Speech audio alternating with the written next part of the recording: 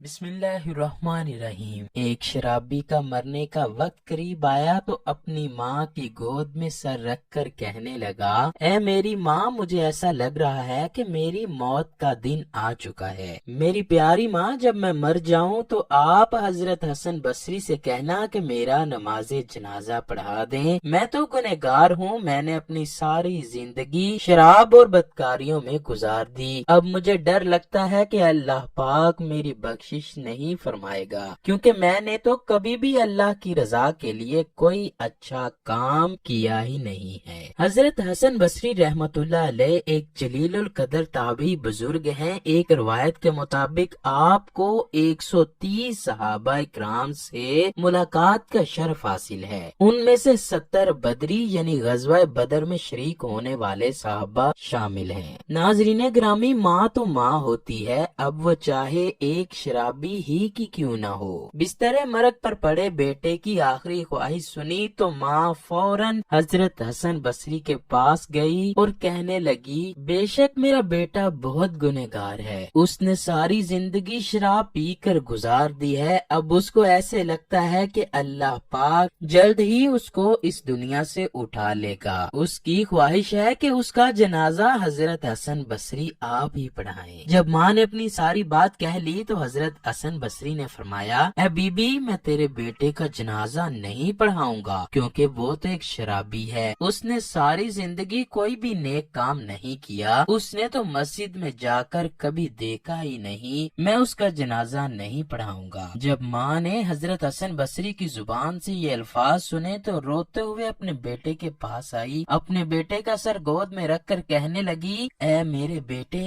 اگر تم نے اپنی پوری زندگی میں میری ایک بھی بات مان لی ہوتی تو آج تیرا جنازہ پڑھانے سے حسن انکار نہ کرتے۔ انہوں نے کہا ہے کہ تیرے بیٹے نے ساری زندگی اللہ کی نافرمانی میں گزار دی ہے، اس نے اپنی زندگی میں ایک سجدہ بھی رب کائنات کو نہیں کیا، تیرا بیٹا بدکار ہے، گنہگار ہے، شرابی ہے، میں اس کا جنازہ کیسے پڑھا سکتا ہوں۔ ماں کی بات سن کر نوجوان زاروں کی طرح رونے لگا، اتنا رویا کہ اس کے کپڑے اور ماں کی گود نوجوان کے آنسوؤں سے تر ہو گئی۔ نوجوان نے اپنی ماں سے کہا، اے میری پیاری ماں، ایک بات تو بتائیے۔ ماں نے روتے ہوئے پوچھا، میرے بیٹے پوچھ کیا پوچھنا چاہتا ہے؟ نوجوان نے کہا، اے میری ماں، مجھے اتنا بتا دیں کہ میرے گناہ زیادہ ہیں کہ رب تعالیٰ کی رحمتیں زیادہ ہیں، کیا میرا رب مجھے معاف نہیں کر سکتا؟ ماں نے کوئی جواب نہ دیا۔ بیٹا روتے ہوئے کہنے لگا، اے میری ماں، اگر اللہ پاک تجھے ایک لمحے کے لیے اجازت دے دے کہ تو چاہے تو اپنے بیٹے کو جنت میں بیچ دے اور اگر تیرا دل کرے تو اپنے بیٹے کو جہنم میں بیچ دے، کیا میری ماں تو مجھے جنت میں بھیجنا پسند کرو گی یا جہنم میں ڈال دو گی؟ ماں نے روتے ہوئے جواب دیا، میرے پیارے بیٹے، اگر رب کائنات مجھے ایک لمحے کے لیے بھی اجازت دے تو میں تجھ کو خود پکڑ کر جنت کا دروازہ کھول کر جنت میں داخل کر کے ہی لوٹوں گی۔ جب ماں نے اپنی بات ختم کی تو نوجوان نے کہا، اے میری پیاری ماں، اگر ماں نہیں چاہتی کہ میرا بیٹا جہنم کی آگ میں جل جائے تو میرا رب کیسے مجھے جہنم میں ڈالے گا؟ سنا ہے کہ اللہ پاک تو 70 ماؤں سے زیادہ پیار کرتا ہے۔ ماں سے یہ بات کرتے ہوئے نوجوان زاروں کی طرح رونے لگا، روتے روتے وہ اللہ کو پیارا ہو گیا۔ بیٹے کی میت کو دیکھ کر ماں نے بلک بلک کر رونا شروع کر دیا۔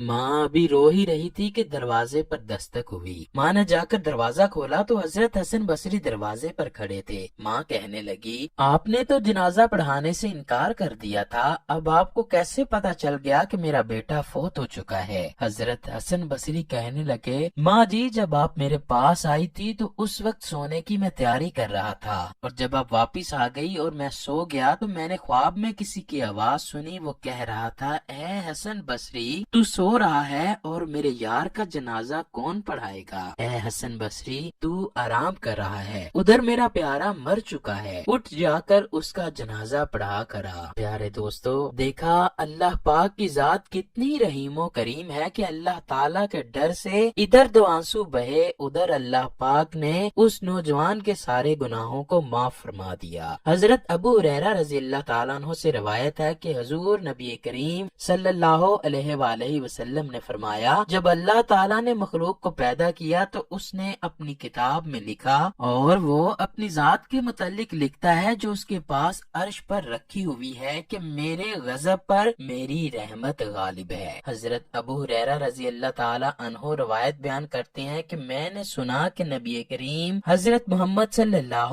علیہ وآلہ وسلم نے فرمایا، ایک آدمی نے گناہ کیا۔ راوی نے کبھی یہ الفاظ کہے کہ ایک شخص سے گناہ سرزد ہوا تو وہ عرض گزار ہوا، اے میرے رب میں گناہ کر بیٹھا ہوں۔ کبھی یہ الفاظ کہے کہ مجھ سے گناہ ہو گیا، بس تو مجھے بخش دے۔ چنانچہ اس کے رب نے فرمایا، میرا بندہ جانتا ہے کہ اس کا رب ہے جو گناہوں کو معاف کرتا ہے اور ان کے باعث مواخذہ کرتا ہے، لہٰذا میں نے اپنے بندے کو بخش دیا۔ اس کے بعد جب تک اللہ تعالیٰ نے چاہا وہ گناہ سے باز رہا، پھر اس نے گناہ کیا یا اس سے گناہ سرزد ہو گیا تو اس نے عرض کیا، اے میرے رب میں گناہ کر بیٹھا یا مجھ سے گناہ ہو گیا، بس مجھے بخش دے۔ اللہ فرماتا ہے، میرا بندہ جانتا ہے کہ اس کا رب ہے جو گناہ معاف کرتا ہے اور ان کے باعث مواخذہ کرتا ہے، بس میں نے اپنے بندے کو پھر بخش دیا۔ پھر وہ ٹھہرا رہا جب تک اللہ نے چاہا، پھر اس نے گناہ کیا اور کبھی یہ کہا کہ مجھ سے گناہ ہو گیا۔ راوی کا بیان ہے کہ وہ پھر عرض گزار ہوا، اے رب مجھ سے گناہ ہو گیا یا میں پھر گناہ کر بیٹھا، بس تو مجھے بخش دے۔ چنانچہ